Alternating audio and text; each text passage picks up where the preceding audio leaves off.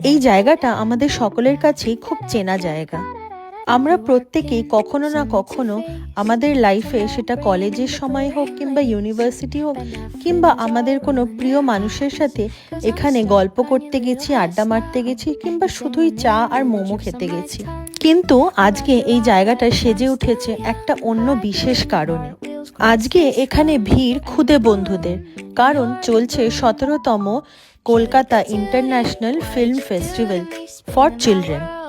আর এই যে হগওয়ার্টসের দুনিয়াটা যেটা সেট আপ করা হয়েছে, এটা শুধু বাচ্চাদের জন্য না, আমাদের বড়দের কাছেও প্রচণ্ড আকর্ষণীয়, কারণ আমরা প্রত্যেকেই হ্যারি পটার নিয়ে খুবই এক্সাইটেড থাকি।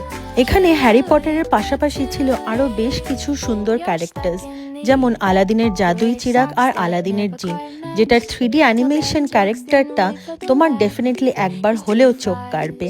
সাথে ছিল ডাইনোসরের দুনিয়া, দ্য জোরাসিক ওয়ার্ল্ড, যেটার সামনে দাঁড়িয়ে প্রত্যেকেই এবং আমরাও একটা ছবি হলেও ক্যামেরা বন্দি করেছি।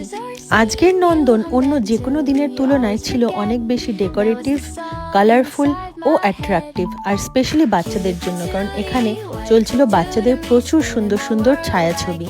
নন্দনে আসলে চা ও ফিশ ফ্রাই বরাবরের সঙ্গী, সুতরাং আমিও 1 কাপ চায়ে চুমুক দিয়ে বসে গেলাম এই সুন্দর ফাউন্টেন শো দেখতে।